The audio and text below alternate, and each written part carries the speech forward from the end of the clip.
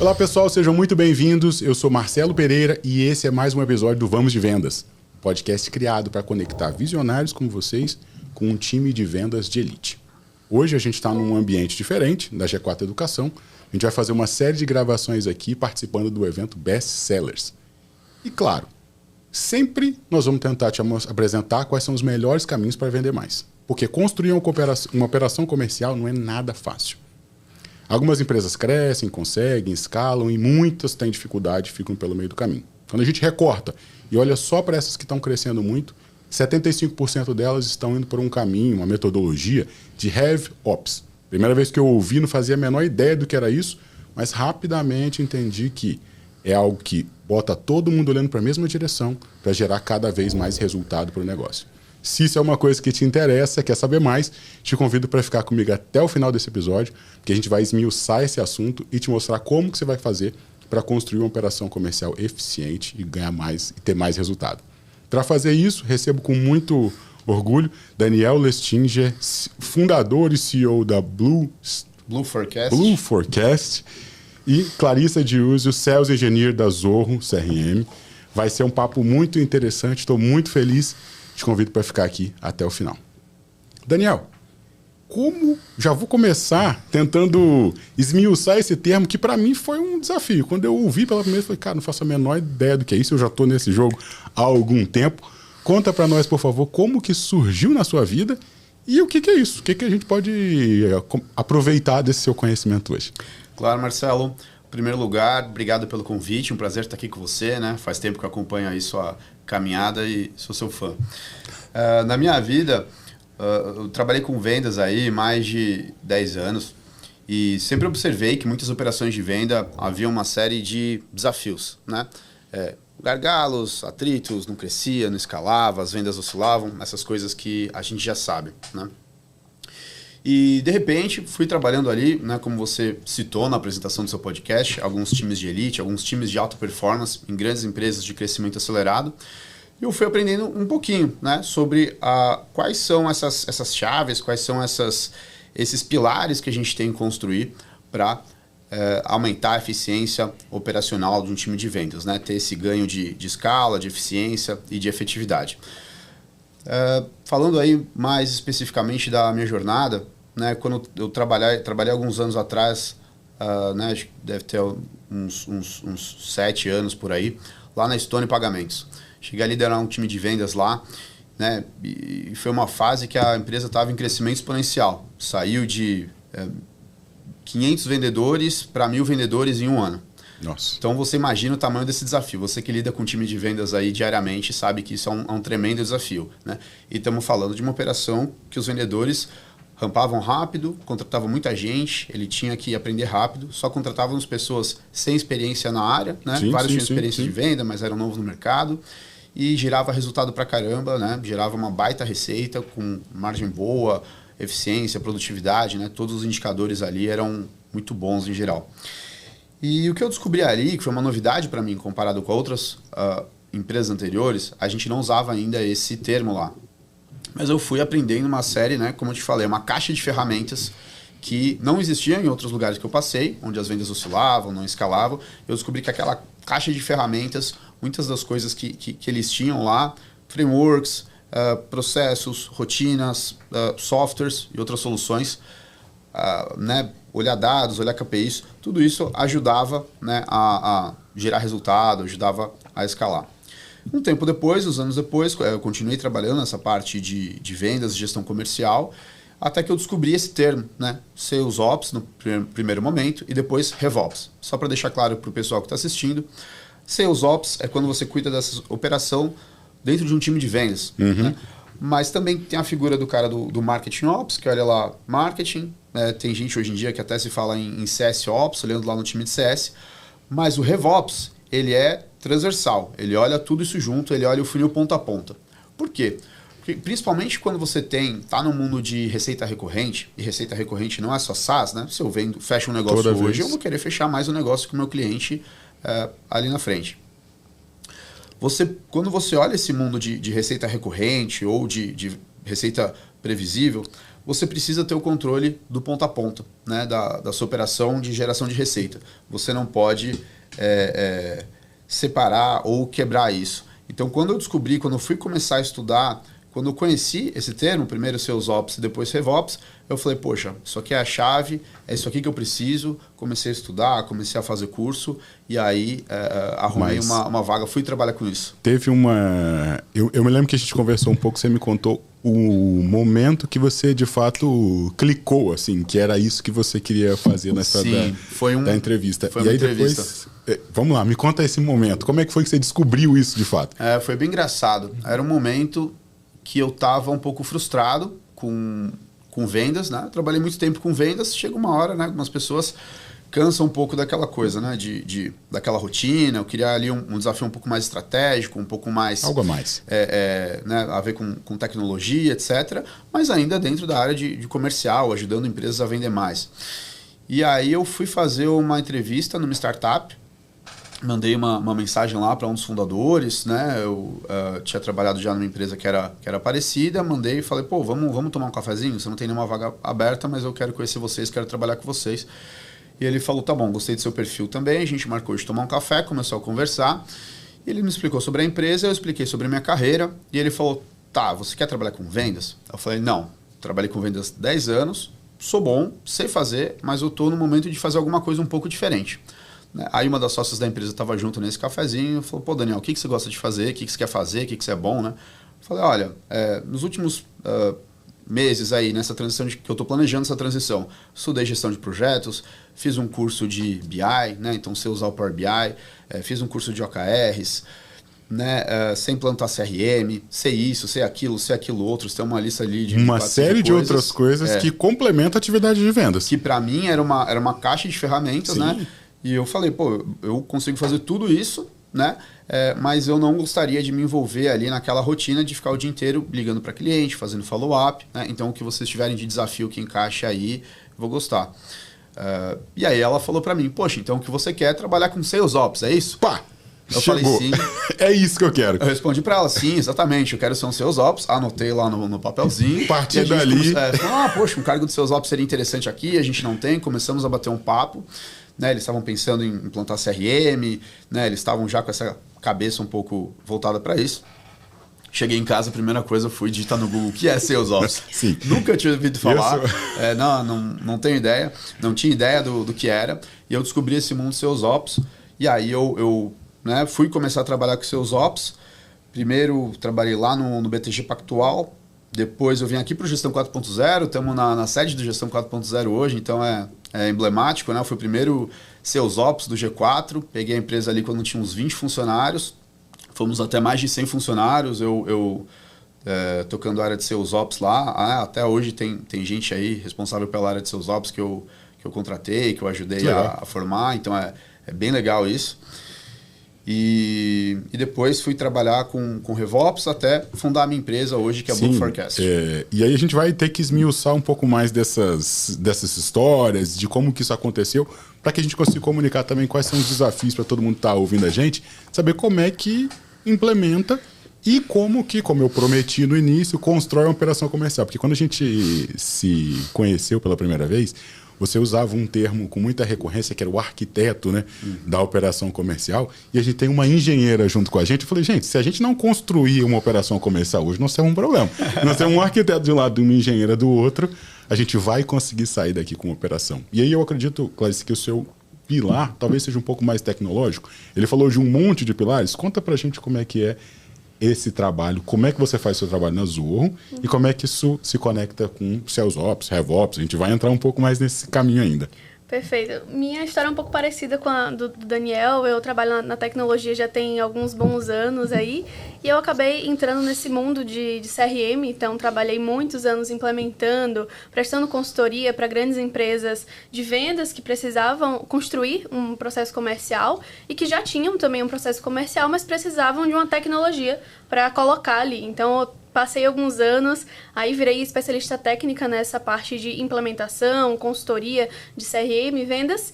E também, como eu estava muito na parte técnica, acabou surgindo a oportunidade de trabalhar na Zorro. Então, já trabalhava em um parceiro, abriu a Zorro no Brasil, Antes só tinha na Índia, em outros países. E aí, quando abriu a Zoho no Brasil, eu falei, opa, aqui eu tenho uma oportunidade. E aí, eu estava muito nessa parte técnica mesmo, 100% técnica. Então, prestava consultoria, suporte ali, 100% técnico. E aí, um pouco parecido, né, quis ir mais para a parte de vendas. E aí, surgiu essa... caminhando um para um lado, outro para o outro, se encontrando no meio do caminho. Exatamente. E aí, surgiu essa oportunidade de trabalhar como engenheira de vendas, que nada mais é a pessoa que faz a ponte ali entre a parte técnica e a parte comercial. Então, quando a gente faz a comercialização de um software, não é igual um produto que a gente tem um objetivo muito claro. Às vezes, precisa realmente entender um pouco mais do processo. Às vezes, o cliente não tem o processo muito bem definido. Então, precisa de alguém que realmente consiga ter um olhar um pouco mais consultivo, e o vendedor, ele tá ali focado realmente em vender. Então, às vezes, quando tem, né, um cliente um pouco mais enterprise, a gente precisa de alguns pré-requisitos. Tem aquelas coisas que o cliente vai querer bater, né? Olha, para eu contratar você, eu preciso garantir que a ferramenta ou que todo esse processo vai me atender. E aí eu chamo um engenheiro de vendas para realmente fazer essa ponte e validar. Tanto da parte técnica, tanto do processo, né? Se vai fazer sentido, qual ferramenta que vai encaixar. Então, resumindo, essa parte aí bem importante do processo comercial. Interessantíssimo. Você trouxe alguns pontos que eu acredito que são pilares da operação comercial, e a gente vai esmiuçar. Sim. Você falou um pouco de tecnologia, mas toda hora vinha em processos. E muita gente, quando vai, não necessariamente começar, quer começar, a pessoa pensa que quer contratar um vendedor, colocar lá e ele vai vender. A gente já teve até alguns episódios falando sobre isso aqui. O próximo passo é tecnologia. Qual é a ferramenta que eu vou usar? Como é que ela vai fazer? Mas eu acredito, particularmente, que tem um outro que vem antes e talvez alguns outros. Então, Daniel, eu queria que você contasse pra gente quais são os pilares dessa operação comercial que funciona, que cresce, e como é que eles se interconectam, né? Porque a gente já viu que processo e tecnologia estão juntinhos ali. O que mais que tem? Marcelo, na metodologia que eu sigo, né, os pilares eles são os seguintes. Antes de ter os pilares, você tem um pano de fundo, você tem um alicerce, que é a estratégia da empresa. Né? Isso geralmente vem de cima.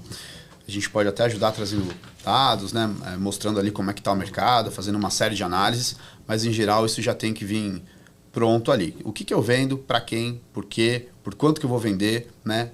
Isso é o pilar da estratégia. Isso é a estratégia. Isso a gente pega todas essas informações. Isso não costumo chamar nem de pilar, né? Porque não é uma coisa que a gente põe a mão na massa. É o pano de fundo, é o alicerce, é a base.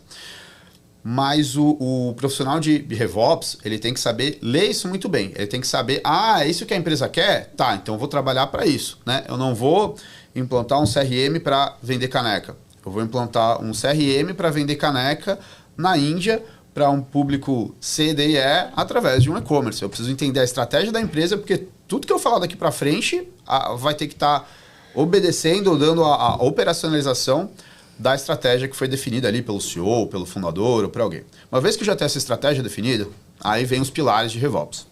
O primeiro pilar é o processo. Então, preciso saber como que a empresa gera valor, né? Como que é a jornada do cliente? Como que o cliente descobre a minha empresa, entra ali, vamos falar de vendas B2B, né? Vendas para empresas. Como que ele engaja num processo de conhecer mais sobre a solução, agendar uma reunião, receber uma proposta, fechar esse negócio ser implantado na empresa dele e ele ter sucesso e conseguir usar aquela solução, renovar contrato, fazer um upsell e tudo mais. Como que é essa jornada do cliente? Paralelo com a jornada do cliente, eu tenho o processo de vendas, marketing, vendas e CS. Né? O que o time de marketing, vendas e CS está fazendo ali por trás dos panos, né? Dentro do escritório, para conseguir dar eficiência, para conseguir conduzir o cliente, né? O cliente tem que ser conduzido. Não sei se já comprou naquelas empresas que você tem que insistir para comprar. Pelo amor de Deus, me responde, me vende aqui, né? Em B2B, ticket alto ou times de alta performance, você não tem espaço para isso. Você precisa ter um time consultivo que vai ter uma boa experiência e uma boa eficiência. Então você tem que ter esse processo, claro. Será que o processo tem etapa de mais? Será que tem etapa de menos? Será que a gente precisa colocar uma pequena etapa a mais para garantir que ele tenha sucesso e não vai dar problema lá na frente, não vai criar um gargalo? Será que eu tenho que fazer uma qualificação melhor, alguma coisa assim? Ou será que eu tenho que remover etapas porque ele está muito burocrático? Né? Então a primeira etapa é entender esse processo, que são uma série de atividades, de tarefas, tudo que acontece ali nessa jornada do cliente. Uma vez que eu desenho esse processo, aí eu vou para o pilar de tecnologia. E não ao contrário. Esse é um erro muito comum que eu vejo pessoas cometendo, que é primeiro olhar a tecnologia e depois o processo. Se você implantar a tecnologia primeiro, que acontece? Você vai ter uma burocracia tecnológica, né? Você vai ter um caos informatizado, um caos digitalizado.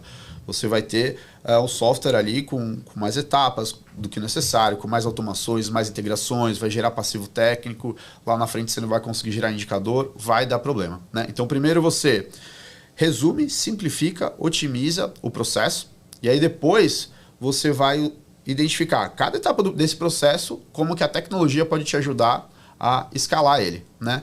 O lead, ele entra no site, o que eu vou fazer? Vou pedir para ele me ligar, mandar um e-mail? Não, coloco um formulário ou um chatbot, porque isso é uma tecnologia que ajuda naquela etapa do processo. Eu vou andando ao longo de todo o processo e pensando como que a tecnologia pode automatizar ou escalar. Vou tentar fazer um resumo para ver se eu conseguir capturar de maneira apropriada. A primeira coisa é fazer uma análise do processo. Entre o primeiro contato ou conhecimento do cliente até ele ficar satisfeito. Entre o hello, entre o oi e o negócio fechado, ou talvez até mais do que isso. Esse é o primeiro processo, antes de qualquer pilar tecnológico. Exato, perfeito. Depois você coloca isso numa ferramenta para que esse negócio funcione de maneira mais acelerada. Perfeito. E esse lance da ferramenta também, é importante você ter a visão do processo primeiro, porque senão você tem uma série de armadilhas aí, né? Às vezes você acha uma ferramenta legal, mas que não se adequa ao seu processo. Sim. Às vezes você acha uma ferramenta legal que se adequa a uma parte do processo. Então se adequa, sei lá, 80% do seu processo, mas aqui e ali você vai usar uma planilha, ou ninguém vai fazer aquilo, vai achar que está sendo feito e não vai fazer, e isso gera um problema, um gargalo lá na frente, né? Então primeiro você tem que ter a visão do todo, para depois você falar... o que eu vou fazer como que eu vou fazer para melhorar isso, né? É meio que assim, eu tenho que saber que montanha que eu quero escalar para depois colocar uma escada ali ou um teleférico e subir, senão eu vou escalar a montanha errada, né? Então a gente tem que ter essa visão. Primeiro é o processo, depois eu uso a tecnologia para automatizar e trazer escala para esse processo e eficiência. Algumas partes a tecnologia não vai automatizar e aí eu tenho que entrar com um negócio que chama ser humano. Né? São pessoas fazendo aquela parte do processo. Componente. Um pequeno componente ali né? Tem um desenho, um framework que diz que é uma pirâmide, então um pequeno componente dessa pirâmide, dessa hierarquia, que são as pessoas, né? Então você precisa ter ali, algumas pessoas chamam de sales enablement, né? Um termo muito comum hoje em dia, que ainda é uma outra caixinha, outro cargo. Tem empresas que têm time de sales enablement, analista de sales enablement, né? Uma profissão que está crescendo também. O que seria a tradução? Não existe uma tradução muito objetiva para o português do enablement, mas é algo entre capacitação, facilitação, potencialização. Isso, o que é o sales enablement? É tudo que você vai fazer para as pessoas terem, para o seu time de vendas, ou marketing e CS, terem as informações certas na hora certa. Treinamentos, playbooks, frameworks, pitch de vendas, apresentação, todos esses materiais para você elevar o patamar ali do vendedor. Deixar o time pronto. Tudo que precisa, ele está disponível para fazer o que é o trabalho dele, de fato, que é atender o cliente da melhor forma possível. Sim. Mas tem um pilar de dados aí também nessa história, ou não? Sim, onde é que entra? São alguns pilares. Eu estou aqui anotando os pilares, eu passei no enablement. Por que eu estou perguntando dos dados? Porque, por melhor que seja, quando eu comecei a entender um pouco mais, e até você é uma das referências para mim nesse assunto, uma coisa que chamou mais atenção e que eu vejo para tudo quanto é lado nas empresas que eu vou, é cada um olhando para um lado. E a operação, apesar de todo mundo fazer melhor o seu trabalho da melhor forma possível, cada um faz um pedaço, olhando para um indicador diferente. Então, por melhor que eles façam, a estratégia não é executada da melhor forma. Ou seja, não tem a melhor eficiência, porque cada um está preocupado com o seu quadrado. Eu corro até aqui, daqui eu entrego para você, e aí você se vira para lá. Se estava bom ou não, o meu trabalho é trazer até aqui. E aí o que me chamou a atenção na arquitetura de receita, né, se a gente pode usar esse termo, é conseguir alinhar todo mundo olhando para a mesma direção, sabe? Acho que isso eu achei tão fantástico, mas precisa de muito número, muito indicador, muito dado, e eu sei que isso nas empresas, pelo menos as que eu circulo e pergunto, não é uma coisa tão comum, né? É um desafio. Antes de você ter muito dado, muito número, muita ferramenta, você precisa ter um mindset. Então, antes de tudo, isso é uma filosofia, você querer, né? E até para empreendedores assim mais da velha guarda, muitas vezes você vai conversar com eles, você vê que por bom senso ali, eles adotam com uma rapidez muito grande, porque eles falam, isso é óbvio, se fosse o chão de uma fábrica, seria assim. Né? Eu costumo dizer que Revolve tem muito de você trazer essa cultura de chão de fábrica para uma uma área que gera receita.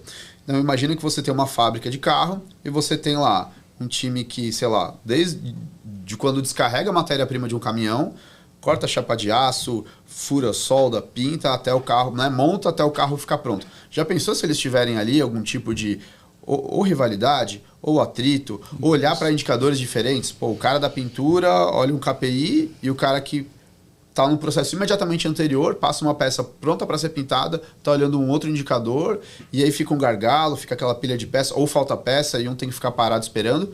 Isso na indústria é inadmissível, concorda? O segredo da competitividade da indústria é você otimizar isso. Buscar, né, mais eficiência. E aí que entra o grande papel do COO ali da indústria, ou do líder da operação, lá, líder de produção, que é um papel indispensável hoje.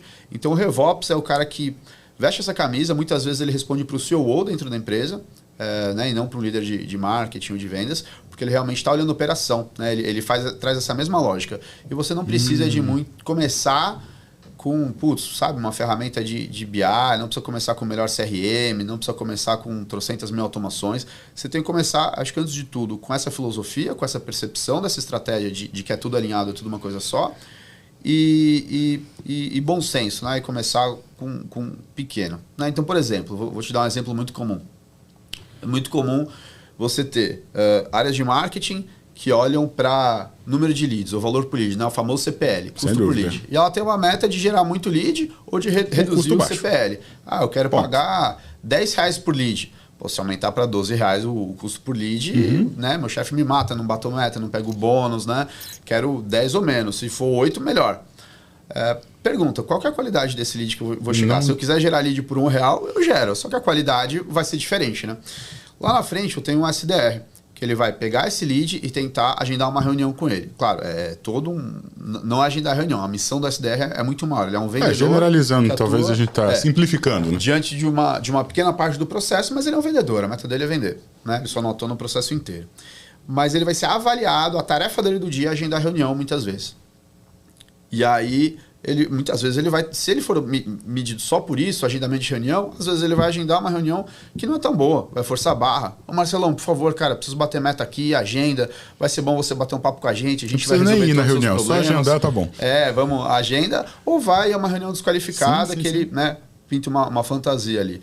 Aí o vendedor, ele não precisa de uma reunião qualquer, ele precisa de uma reunião boa, uma reunião qualificada. O SDR não precisa de um lead qualquer, ele precisa que marketing gere um lead dentro do perfil de cliente ideal, um lead no momento de compra, né, que tem um perfil de contratação.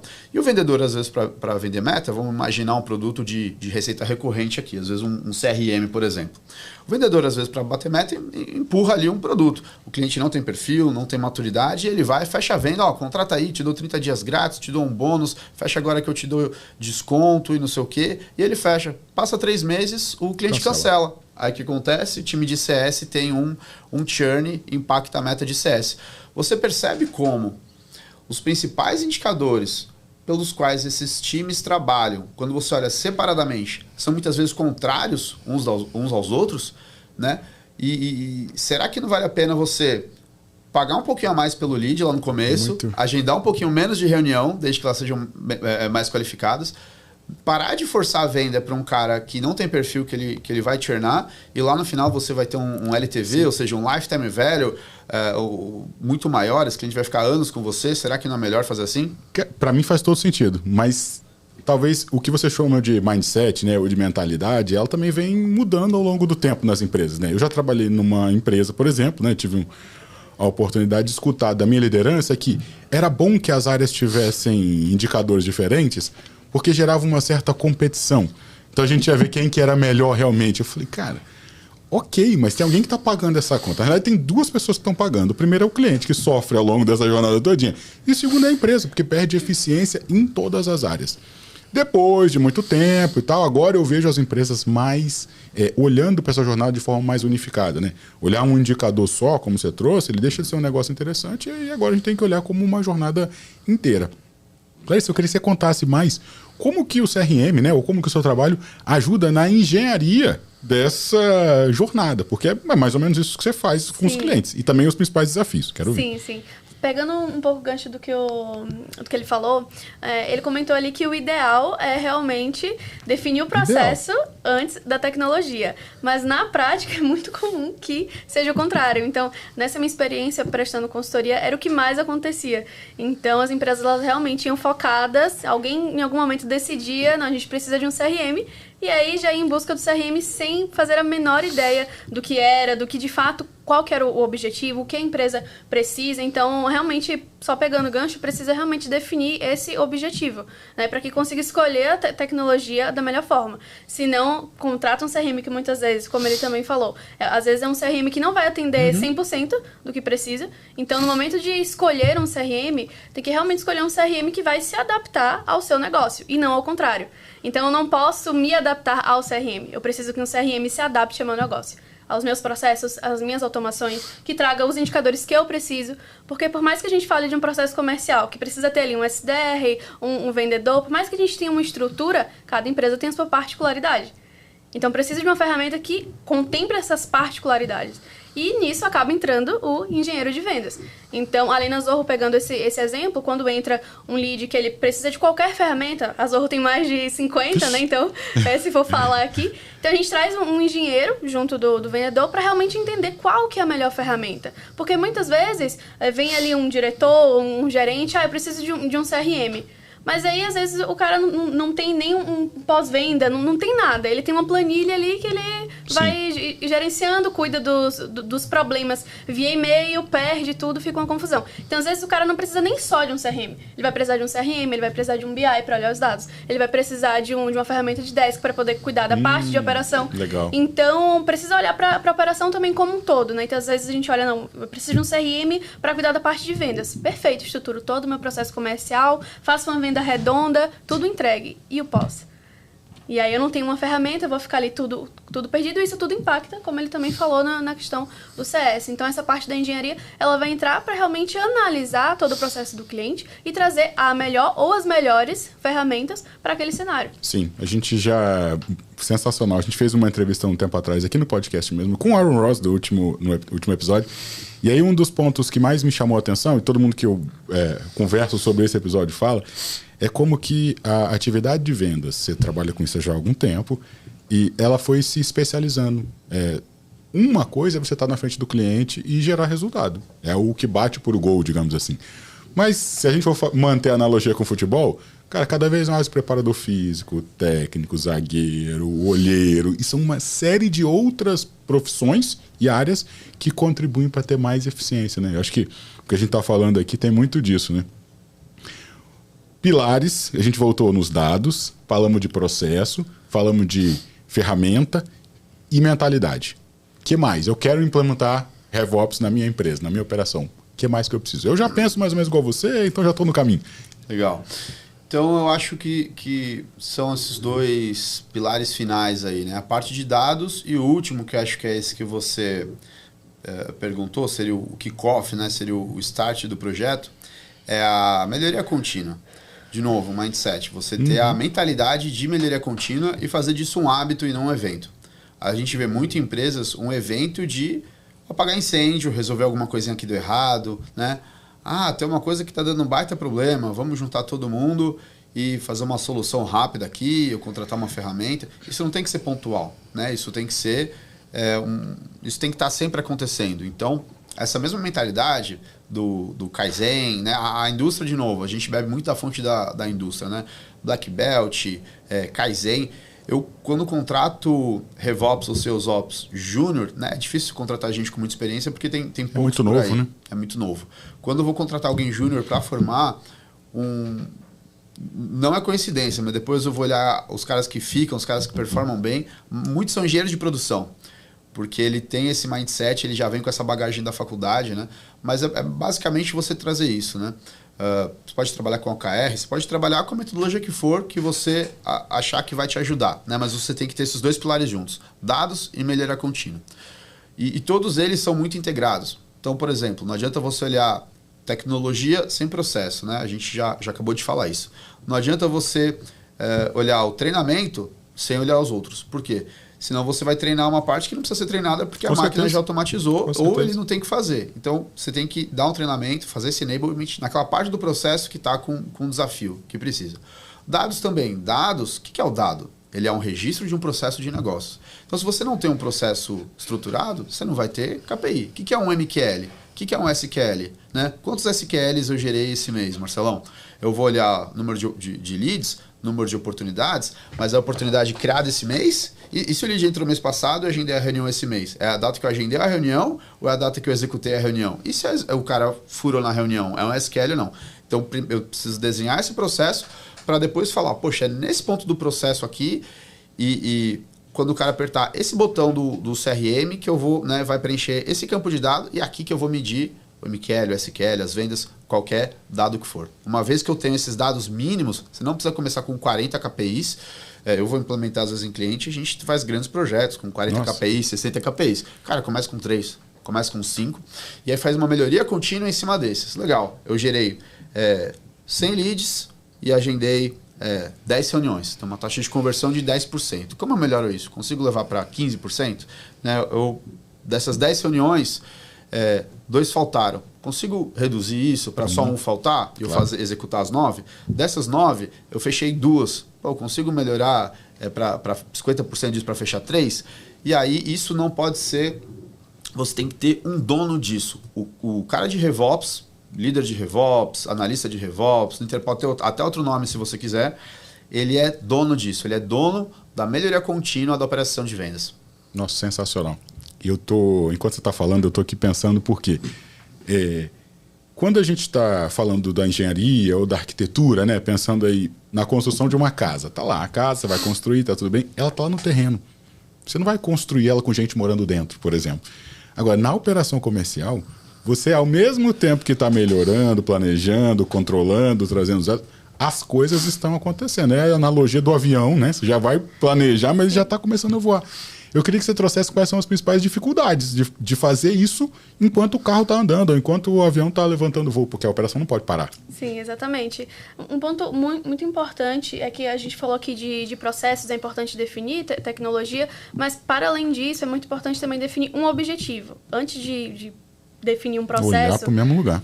Definir um objetivo, porque na minha experiência... que eu trabalhei com várias empresas, eu quero tantos indicadores, tantos KPIs, quero tal ferramenta, mas qual que é o objetivo principal disso? É aumentar a receita? É diminuir o meu ciclo médio de vendas? Então, primeiro, tem que realmente definir um objetivo.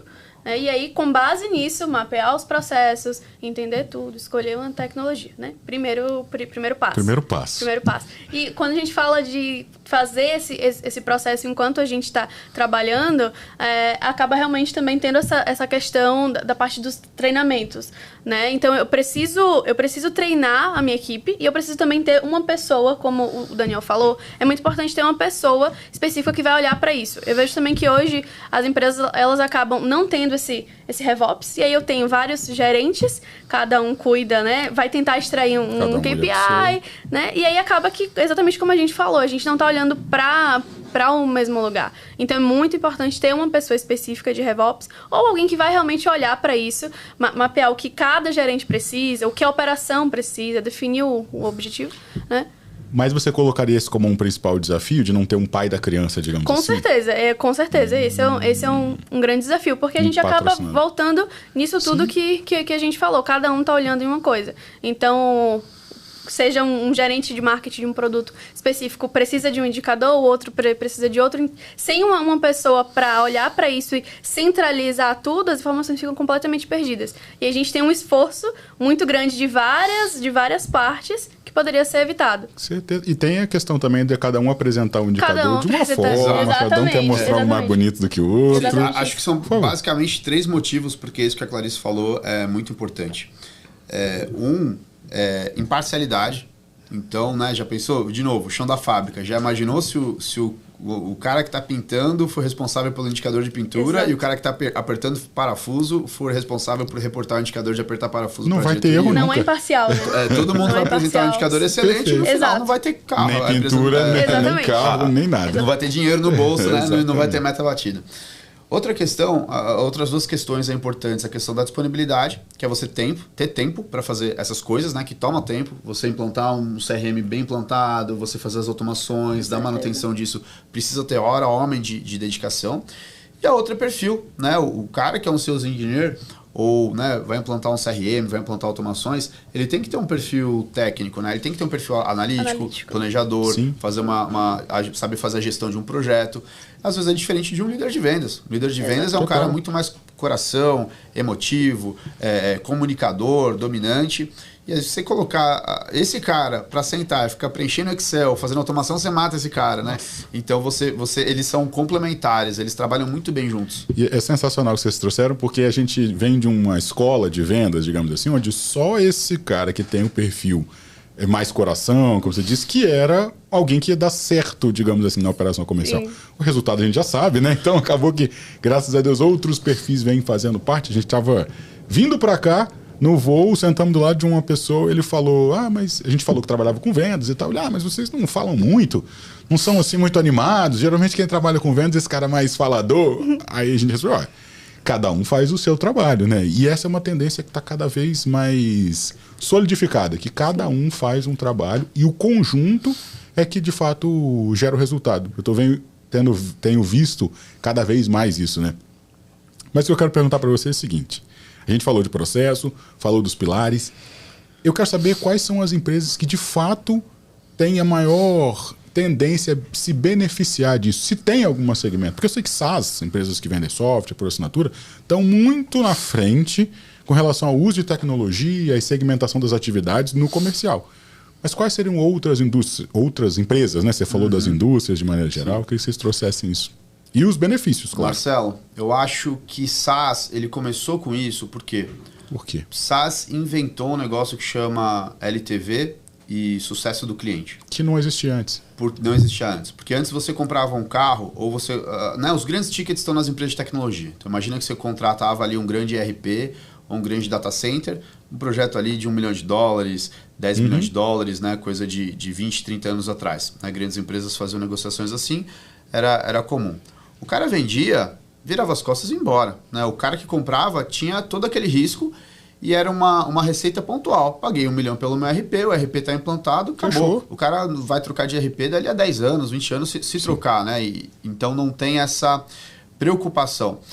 Quando você cria o mundo do SaaS, né? A gente pode até fazer paralelo com o B2C também, sei lá, pega um Netflix, agora tudo está virando assinatura, né? Carro por assinatura, Netflix, e várias outras coisas. E também tem uma contratendência de acabar com isso, né? Algumas empresas já, tudo é assinatura, chega uma hora que eu quero ter alguma coisa para poder não precisar pagar todo mês. São modelos de negócio diferentes. Sim, sem dúvida.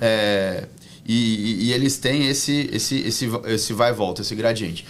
Então, quando surgiu isso, eles falaram, poxa, eu reduzir em 10% o meu churn gera muito mais resultado do que aumentar em 10% das minhas vendas. Sem dúvida. Porque se, em vez de vender para 100 clientes por mês, eu vender para 110, legal, isso é bom. Mas o foco das empresas de SaaS, né, não é aí que está a prioridade, o dinheiro que está em cima da mesa, né, a gordura que está fácil de ganhar não é essa. Mas é lá na tua carteira de clientes que tu tem 1.000 clientes ou 10 mil clientes. Cara, se eu reduzir o churn de, sei lá, 5% ao ano para 4,5% ao ano, isso vai gerar uma receita muito maior do que aquele aumentozinho incremental de 10% da venda do mês. E aí, churn, para quem não está familiar com o termo, explica para a gente. É um cancelamento. Né? Vou Quando embora, você cancela a não quero Netflix, mais. você churnou da Netflix. Se você tem um CRM, você paga ele todo mês. E você cancela ele, você churnou. Okay. O indicador, é o pesadelo dos gerentes de CS ali, é o indicador, né? Da mesma forma que o líder de vendas, ele tem uma meta de vendas, o líder de CS, em geral, ele tem essa meta de churn, que é o que a gente chama de balde furado. Não adianta nada o time de vendas botar 10 clientes por mês, se lá na sua carteira você perde 10 clientes por mês. Você vai vender pra caramba, vai perder e vai ficar no 0 a 0. Sua empresa não, é isso que a gente fala, que a empresa não cresce, que a empresa não escala, né? A gente fala que a empresa atingiu um platô. E esse pessoal começou a implantar muito, né, essa parte de RevOps, e principalmente as empresas de tecnologia. Né? SalesOps começou ali nos anos 70, empresas como Xerox e IBM, que eles levaram a lógica do chão de fábrica e da engenharia de produção para a produção de software. Então foi quem inventou lá atrás Scrum, Agile, gestão de projetos, OKRs. Eles começaram a pegar todas essas coisas vários frameworks da indústria, Kaizen, melhoria contínua, Six Sigma, e começaram a implantar no desenvolvimento do software, porque eles tinham um custo muito alto de desenvolvimento de software e até hardware, enfim, e precisavam que essas coisas funcionassem rápido. E um dia alguém falou, poxa, por que eu também não coloco isso em vendas? Vamos medir quantas ligações cada vendedor faz? Vamos medir o percentual de sucesso de cada uma? Vamos medir quanto tempo um vendedor novo leva para atingir o potencial dele, o famoso ramp-up? E aí começaram a medir isso. Então, hoje, qual empresa que pode ter mais benefícios, em quais são as empresas ideais para a gente implantar? Eu acho que qualquer empresa, tá? A gente vê muito em B2B, então B2B é meio que obrigatório assim, para médias e grandes empresas. B2C você não vai conseguir implementar muitas vezes naquela empresa que não tem um processo muito informatizado, sei lá, varejo. Pô, tem uma loja de roupa, fica difícil, ou mesmo que seja uma rede, fica difícil de implantar RevOps, porque, poxa, eu não consigo medir uma rede de lojas, não consigo saber quantas pessoas entraram, então fica um pouco mais desafiador. Mas se é um B2B, se é um B2C software, Netflix, aplicativo de banco, com certeza você é meio obrigatório, porque você consegue mapear a jornada do cliente e você consegue medir cada etapa com dados. E de tamanho, cara, eu vejo hoje empresas que têm 5 vendedores já implantando RevOps e tendo resultado super legal. É só você fazer uma continha de padaria. Quanto dinheiro você acha que você está deixando em cima da mesa? Se você acha que você consegue aumentar a eficiência do teu time de vendas em 10% e você tem 10 vendedores, já justifica tu botar um RevOps, porque o que ele vai ganhar de eficiência paga o salário dele, então é vantagem, pode implementar. Claro, se você tiver 2 vendedores, talvez não seja o momento, mas o dono, o fundador, o líder pode já ter esse mindset para começar a ir olhando essas coisas. E quando chegar um vendedor, ou quando chegar um líder, ele já fala, assim que a casa funciona. O lead tem que entrar desse jeito, o agendamento ele é assim, eu vou medir isso. Isso vai ajudar muito ele mesmo no comecinho, ter 2 ou 3 pontos ali. Não é essa coisa tipo, senta aí e vende. A gente que é da velha guarda sempre de vendas, assim, a gente sabe, Eu chegava numa empresa, esse aqui é o telefone, esse aqui é eu tinha a lista telefônica na época, essa aqui é a lista telefônica, esse aqui é o telefone, boa sorte, E aí, vai lá. Passa uma semana, você vê a galera levantando e despedindo da galera, pô, pessoal, não deu, sinto muito, E aí você trouxe um ponto que eu acho interessante, quais as empresas que se beneficiam mais, e aí talvez o varejo seja mais difícil, porque não dá para medir, você usou esse termo. E aí a época que começou a se pesquisar e medir vendas, Cara, um dos maiores metodologias de venda hoje tem 35 anos, 40 anos, assim. Então é muito recente o estudo do que dá mais resultado e o que não dá. Depois dessa, claro, tiveram outras, mas a segunda, que é super famosa, tem 5 anos. Então é uma coisa muito nova no estudo. Adotar a tecnologia, eu concordo 100% que SaaS saiu na frente, porque senão você perde o dinheiro. E aí ficou muito mais sensível, O que eu vejo aí, claro, quero que você me traga essa informação aí das empresas que lidam com a Zoho e com os clientes que você conhece.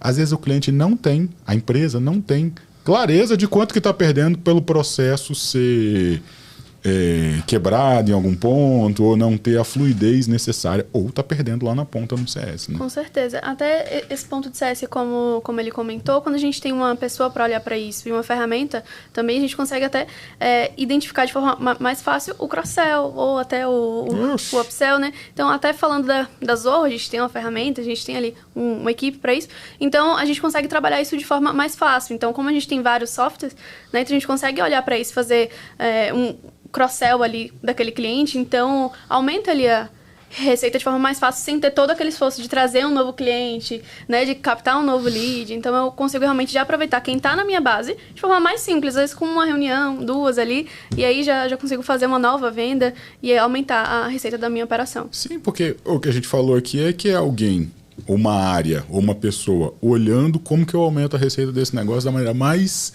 simples e mais fácil possível, sem ficar cada um trazendo um dado diferente. E muito do que se fala de vendas hoje no Brasil é prospecção. Mas a prospecção é um caminho, Não dá para achar que ele é o único caminho de você aumentar a receita de um negócio. Como é que você vê isso? Exatamente. Eu também vejo muito isso, Marcelo, em algumas empresas que eu atuo. Acho que eu já falei no comecinho. Em vários momentos, um CEO, um empresário me pergunta, né, onde é que está o dinheiro na mesa, onde é que está o jeito mais fácil ali de puxar a alavanca e mudar o número. E a hora que eu olho para a carteira de clientes desse cliente meu, eu falo, poxa, olha aqui o baú do tesouro que você tem e não está explorando direito, né? Então, alguns exemplos práticos. Não só de receita, mas de ganho de eficiência em si. Né? Clientes que... Né? Problema de renovação. Esse dá um episódio, eu até notei aqui. Sim, como extrair dinheiro do baú. Baú. Eu gostei desse baú de dinheiro, que é a carteira de clientes ali. O pessoal se preocupa em encher o balde e esquece do balde, né? Exatamente. E tá ali na torneira. Não, cara, você tem um baldão aqui, mas tá ali preocupado com a torneira de todo jeito. Né, mas alguns exemplos ali que eu vi até num case aí nosso. Ele tinha uma solução, um software, né? Uma das maiores empresas aí de software SaaS de gestão de projetos. Tinha aquela solução gratuita, free forever, você pode usar de graça. Tem um plano basiquinho que é R$30 por mês, que é mais um anzol para puxar um cliente inicial. Mas ele começava a ganhar dinheiro mesmo com um plano de R$300 por mês. E até os clientes ali do Tier 1 que a gente fala, que pagavam mais de R$1.000 por mês na solução dele, né? Contas mais enterprise, assim. E aí eu cheguei e falei, pô, vamos dar uma olhada aí na sua carteira. E vi clientes, às vezes era empresa que faturava 1 bilhão por ano, né, de reais, grandes contas que tinham baita potencial para estar lá, no gratuito, pagando R$30 por mês. Por quê? Porque um estagiário ou, né, um analista precisou ali para uma demanda pequenininha. Cara, não tem ninguém olhando a lista desse cliente para lá falar, oi, tudo bem? Você conseguiu usar? Vamos construir um case? O que é seu líder? Né? Para que você usou? Deu certo? Você gostou? Deixa eu te ajudar? Vamos tomar um café? Não tem ninguém falando isso. Né? E o cara fica lá, às vezes, anos, né? E às vezes até a outra empresa está cotando, está contratando com os concorrentes e não tem ninguém te olhando ali. E lembrando que não é só receita, é questão de custo também. Né? Nessa mesma empresa foi bem engraçado, logo no assessment ali na primeira reunião, estava o board ali, os diretores, gerentes CS. E aí eu olhei para eles, né, e falei, pô, como que funciona o suporte de vocês? Aí eles falaram, a gente tem suporte por e-mail, tem um chat dentro da própria ferramenta e tem telefone também. E tem a biblioteca lá, a base de conteúdo. Eu falei, tá bom. Todos estão liberados para todos os planos? Sim. Então, o cara que usa a tua ferramenta de graça, ele pode ligar para você e vai ter um cara de CS ali atendendo o telefone, investindo o tempo dele. Ou sim, vai. Será que não é melhor... Quando ele responde sim, ele já responde aquele sim do tipo, nunca tinha pensado nisso, como que pode? Deu um silêncio constrangedor na sala de 3 segundos, e depois eu não precisei falar nada. Era no comecinho ali, o senhor nem conhecia a metodologia, mas o próprio senhor da empresa bateu na mesa, soltou um palavrão e tirou as palavras da minha boca. Não faz mais assim, pro XYZ faz desse jeito. Ele já deu a diretriz que eu ia passar, ele já passou. Mas são coisas que, se não tem um dono disso, ninguém vai fazer, porque eles estão ocupados, eles estão olhando outras coisas, né? Então isso seria um equilíbrio aí entre CAC e LTV. Na verdade, esse indicador é o que eu chamo de CTS, né? Que é o Cost to Serve, quanto custa para você servir a tua carteira de clientes. Você quer ter uma solução barata, você tem que conseguir atender eles gastando pouco. Porque se você tem uma solução cara, enterprise, clientes exigentes, você precisa investir muito para atender eles. E lá o CAC lá no começo é a mesma coisa, né? Qual que é o seu equilíbrio de CAC e LTV? Quanto você paga para adquirir um cliente e quanto que ele gera de receita ao longo da vida dele para você. O Revolves trabalha muito com isso. E você mencionou o custo para servir, né? Quanto custa para você atender esse cliente? E às vezes ele é também utilizado como custo para vender para esse cliente, quando ele está mais restrito à operação comercial. Pouca gente olha isso e acaba achando que está gerando resultado, porque está investindo uma quantidade de dinheiro grande e está faturando, mas o custo daquela venda ele só vai recuperar lá na frente e acaba que tem o tal do churn, né, que você trouxe. Então o que eu queria de vocês agora? A gente está caminhando para o final do episódio. Geralmente no final do episódio eu faço 3 perguntas, né? 3 passos. Faço uma pergunta sobre 3 passos para começar a operacionalizar essa mentalidade de RevOps na empresa. Falar, cara, eu preciso ter alguém aqui olhando, mesmo que seja eu, o que eu preciso olhar. Mas antes disso, eu queria que a gente navegasse entre 3 indicadores que são chave. Porque eu compreendo que dados têm processo, tecnologia, mas se não tiver dados a pessoa não consegue olhar todo mundo para o mesmo lado. Se eu estiver olhando só para churn, a área de CS vai estar privilegiada ali, digamos, mas pode ser que toda a empresa vai trazer menos clientes, faturar menos. Olhando para a metodologia de RevOps, quais são os 3 números, indicadores que eu posso olhar e falar, cara, se eu estiver olhando para isso aqui, a minha empresa tá, digamos, indo no caminho certo, olhando de maneira mais global, sabe? Lembrando que esse podcast é um oferecimento do Zorro CRM, um software para gestão do relacionamento com o cliente, com preços acessíveis e uma ampla gama de recursos. A escolha ideal para líderes de vendas que querem ter mais eficiência e processos mais inteligentes. Acesse zorro.com/CRM e saiba mais. Legal. Eu vou falar então 3 indicadores e depois eu vou falar 3 tipos de indicadores diferentes, né? Falando de 3 indicadores. Graduação e pós-graduação. Que é assim. 3 indicadores. Vamos supor que você é uma empresa, uma vendas, né? Uma empresa que vende B2B, vende para empresas. Uhum. Número de MQLs, que é quantos leads dentro do perfil de cliente ideal você tem. MQL, Marketing Qualified Lead. Lead qualificado pelo marketing. Não é qualquer lead, não é qualquer pessoa que levantou a mão. Se você vende para um perfil de cliente ideal, específico, né? Se ele é decisor, se ele não é, se ele tem budget, se ele não é, se ele não tem, que região que ele mora, qual a indústria da empresa, né? Você vai ter que definir isso. Quantas dessas pessoas você consegue converter, consegue fazer com que eles levantem a mão, ou prospectando, você consegue ali conseguir o engajamento, conseguir o contato, conseguir um aceite dele para algum, né? No início de um processo ali de descoberta das dores dele. Né? Depois dessa parte de reuniões mesmo, em geral a gente chama de SQL, Sales Qualified Lead, que é o lead qualificado por vendas. Tem um outro indicador muito parecido, que é o SAL, né? Sales Accepted Lead. São muito parecidos os conceitos, mas quantas pessoas você consegue sentar na mesa... Gerou, ou não são oportunidades ainda, são pessoas interessadas. Quantas pessoas interessadas tem e quantas eu consigo converter? Isso. É isso? E depois a venda. Em geral, seguindo ali a metodologia mais recente, as últimas publicações, SQL seria, traduzindo ali, uma reunião agendada, é alguém que aceitou sentar com você para ouvir uma solução para um problema dele. E SAL, a taxa de conversão é muito pequena. A taxa de conversão, desculpa, a taxa de perda de um para o outro é muito pequena. O SAL é o cara que foi na reunião, era uma reunião qualificada. Ou seja, de fato, ele foi na reunião, ele não é um no-show, não é um cara que te deu o bolo.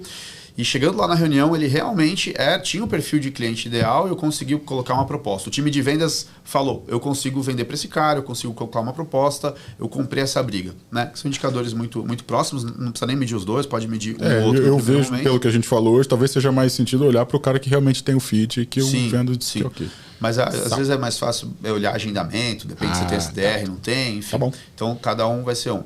E vendas, né? E vendas, e se for receita recorrente, lógico, você tem que ter um indicador ali de Você vai ter que escolher 3. Senão nós vamos chegar nos 60 aqui. Vamos MQL, que é leads qualificados, SQL, que são reuniões agendadas, e receita, algum indicador de receita, número de vendas, alguma coisa assim.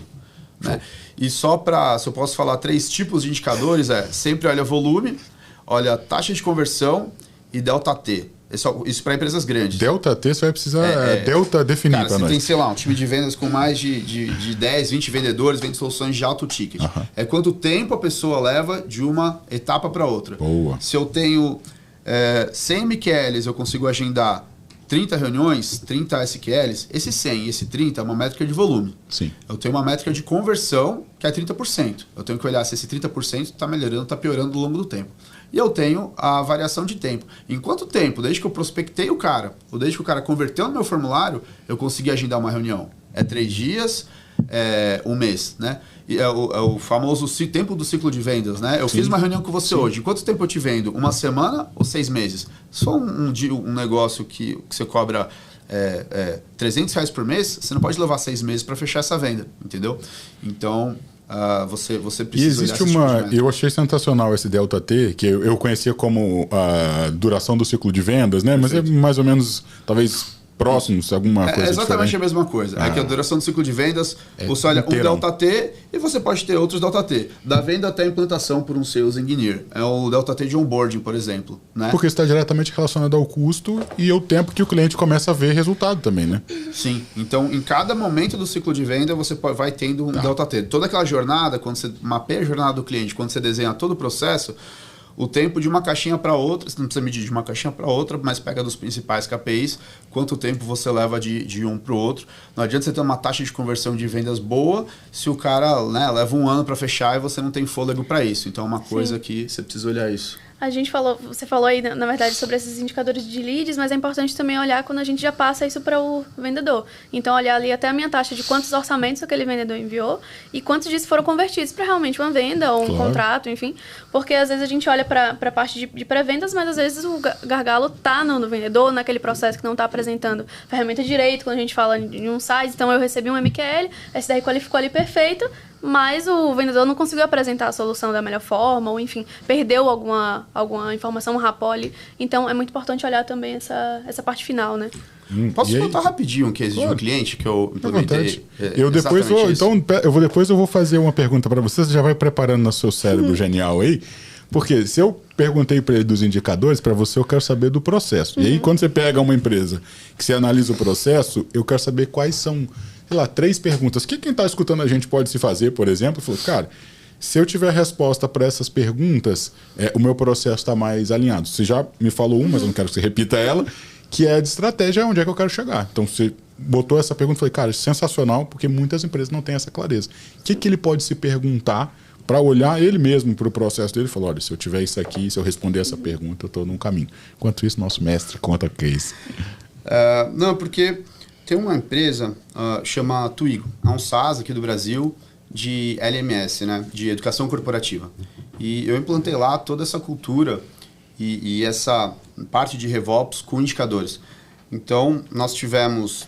Como foi isso, né? Peguei todos esses principais indicadores que a gente falou e muito mais. No final foi um grande projeto lá, a gente ficou 2 anos, foram mais... No final a gente tinha ali mais de 40 KPIs, acho que quase uns 50 KPIs, que iam desde Unit Economics, CAC, LTV, CTS, CAC Payback. Pô, o custo de aquisição do meu cliente é 1.000, em quanto tempo eu recupero esses 1.000, né? Em um mês ou em um ano? Então o CAC Payback é um indicador muito legal também.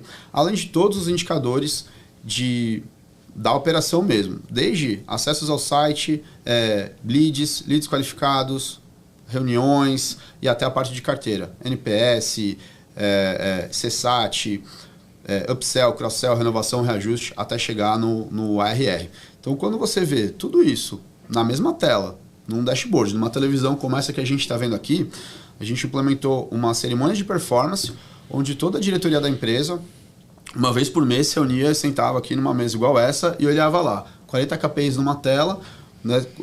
Claro, não é tudo jogado, você tem um storytelling, você tem uma forma certa de fazer isso, porque esse dashboard ele tem que te contar uma história de como foi a performance da operação no mês anterior, bateu meta, não bateu, né? Tá melhorando, tá piorando, quanto que a gente está crescendo em relação ao mês anterior, ao mês passado, tudo isso em uma tela para discutir gestão, discutir operação e sair de lá com planos de ação. Então, implemento isso em outros clientes também hoje e é uma coisa que muda o jogo. Não, e você, quando trouxe lá no início a relação entre RevOps ou SalesOps com engenharia, com processos, fica muito claro que o trabalho desse gestor é bater meta. Né? Tem essa frase, né? O trabalho da gestão é bater meta. Cara, se eu não sei para onde estou indo, não sei quais são os caminhos, se eu estou indo na direção certa, a probabilidade é muito pequena, né? Eu acho sensacional isso que você trouxe, porque traz velocidade de tomada de decisão. Cara, exatamente. Qualquer negócio, isso aí é ouro. O maior problema dos gestores hoje que eu vejo é isso. Eu ouço isso de CEOs aí a cada 15 dias, uma vez por semana pelo menos, eu ouço isso de alguém. Eu gosto de tomar decisão rápida, a gente é bom de tomar decisão, mas eu não consigo tomar decisão porque eu tô cego. A empresa começa a crescer, tem gente de home office, a empresa a nível nacional tem, sei lá, hoje, né, amanhã mesmo tem uma reunião com um cliente meu, tem 2.000 funcionários, nível Brasil, tem gente home office, tem gente em campo. Poxa, como é que você gerencia, todo mundo como é que tem você toma que trabalhar decisão junto, rápida? não tem outro caminho. Né, e a gente está justamente implementando tudo isso lá. Uma empresa aí, faturamento aí na casa de 100 milhões por ano e o senhor me trouxe essa dor. Eu não consigo tomar decisão, me ajuda a tomar decisão. E é exatamente isso que a gente faz. Com essa rotina de você parar uma vez por mês e olhar os números, com todos os líderes ali junto na sala, você sai daquela coisa de você tem que entregar mais, você tem que entregar mais, trabalha mais, melhora tudo o tempo todo. Você coloca todo mundo numa sala com maturidade, com nível de transparência e franqueza muito grande. E assim, ninguém tem véu, ninguém... o dado tá lá, cru na parede, né? E vira vira um pouco esse jogo e vira um jogo de cooperação. Do tipo, o cara que tá com dado ruim, ele tem que pedir ajuda. Gente, eu não tenho um plano de ação. E a reunião ali, todo mundo sai com um plano de ação. Muito mais cooperativa. Então, ao invés de uma reunião de 2 horas, onde você passa 80% do tempo com achismos, tentando investigar, tentando entender, mas aí, o pessoal tá ligando ou não tá ligando? Mas quanto vocês estão investindo em marketing? Mas tá gerando lead ou não tá? Mas esse lead é bom mesmo? Então, você sai dessa reunião, que você fica 80% da reunião tentando levantar algum dado, entender algum dado, debater algum dado, para o finalzinho ali, os últimos 15 minutos da reunião, sai com algum plano de ação, você inverte isso. Você passa 10 minutos da reunião, todo mundo junto, olhando os dados, porque estava disponível, todo mundo já olhou um dia antes e passou o mês inteiro olhando. E a reunião é 99% do tempo batendo plano de ação. Ó, esse KPI tá assim, tá com desvio de tanto. O que você vai fazer? Ó, eu vou fazer isso, para isso eu preciso disso. Posso fazer? Pode, não pode? Vai por aqui, vai por ali, me ajuda, vamos marcar uma próxima reunião depois daqui. E o negócio funciona, o negócio A cooperação entre as áreas, que é o que a gente falou lá no início, né? Não só no viés tecnológico, mas também de processo e cultura da empresa, né? Achei sensacional. Sim, o pessoal sai da defensiva, né? Se o dado tá lá, se o processo é claro, se tem uma ferramenta medindo e o dado tá lá na parede, tá todo mundo pronto para tomar uma decisão, você não pode ficar na defensiva, cara. Você fala, ó, eu preciso de ajuda, ou às vezes o negócio tá bom. Pô, por que tá bom? Ó, tá bom por causa disso, e todo mundo trabalha junto, e aí de fato você vê todo mundo dando aquele up, né? Porque uma empresa é igual uma linha de produção, ela tem um gargalo. Se uma área da tua esteira tá ruim, ele engargala tudo que vem ali para frente. Então você sai daquela coisa de cada um ficar se defendendo ou tentando fazer política. Cara, isso destrói a política. Empresa que tem política não adianta implementar muito essa metodologia, né? Porque a gente tira esse véu e a gente, né, dá o controle ali, as alavancas da gestão, cara, e o CEO, os gestores podem escolher que alavanca que ele puxa, que alavanca que ele empurra, tomadas de decisão, plano de ação, e aí você vê o negócio melhorando. Você passa, né, no Twigo lá, a empresa começou a crescer 50% ao ano, foi, né, animal, dobrou de tamanho ali depois dos 2 anos, então foi muito legal, né? A gente tem feedbacks muito positivos, não só dele, como outros clientes que a gente atua também. Sensacional. Isso olhando para dados. Clarice, agora eu quero entender da sua perspectiva, olhando para processo. E aí pensando nessa audiência que está escutando a gente agora, que olhou e falou, uau, legal, muito interessante isso, mas eu ainda estou um passo atrás, talvez, tocando a operação com a casa, né? Um engenheiro com a casa construída ali, mas eu senti que está começando a ficar apertado, a operação está crescendo e eu quero melhorar um pouco, trazer mais eficiência para os processos. O que ele pode perguntar ou observar, né, em 3 passos aí para evoluir a partir de agora? O primeiro de tudo precisa ter uma ferramenta que consiga trabalhar tudo isso, né? E aí quando a gente fala de uma ferramenta, eu preciso primeiramente entender qual que é o momento que está o meu negócio. Então eu preciso entender se eu estou pronto para começar a utilizar um CRM, ou seja, a ferramenta que for, para eu entender se eu vou para um CRM mais de entrada, né, para que eu consiga tirar tudo do papel. Então, entender realmente em que momento que o meu negócio está. Se ainda está ali, né, uma coisa mais iniciante, eu preciso tirar do papel, então eu preciso de um CRM mais simples, ou se eu preciso, por exemplo, se a minha operação já está mais avançada, mais robusta, se eu já tenho ali todo um processo, se eu já tenho tudo isso definido, já tenho automações, então vamos buscar uma tecnologia que se adeque ao meu momento, ao momento do meu negócio. Então, primeiro, se eu estou nesse momento, aí eu preciso entender realmente o que é importante.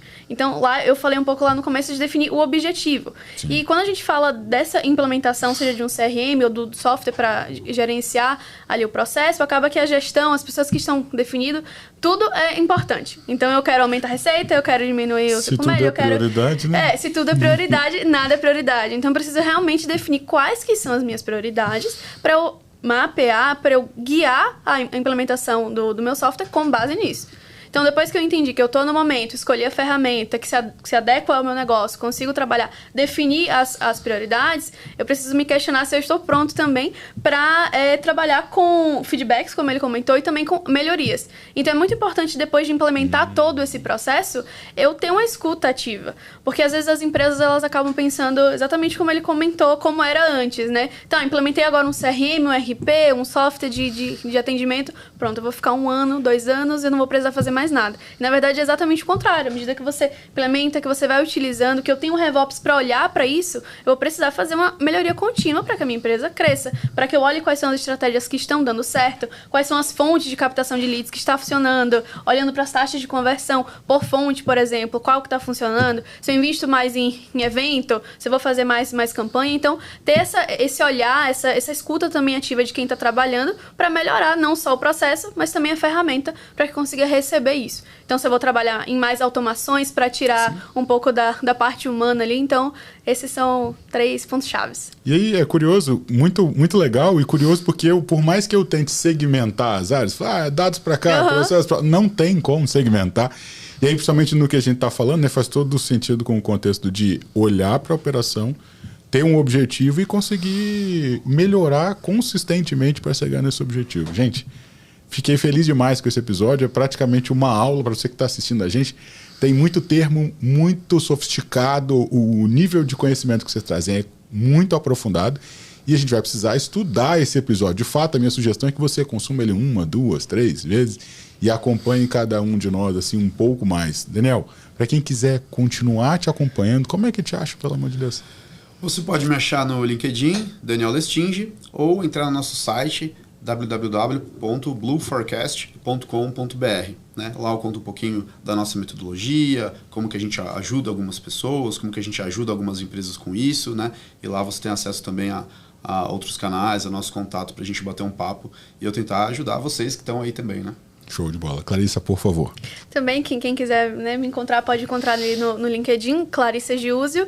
E também, além de Sales Engineer, eu também atuo na Zorro como Sales Enablement, faço ali uma ponte. Então, Os chapéus. Não, se a gente for descrever todas que tem depois ali, é muita coisa. São várias ações, mas para quem tiver interesse também em entender um pouco mais da parte técnica, a Zorro possui uma universidade, Universidade Zorro, que vai virar o Zorro Mind agora.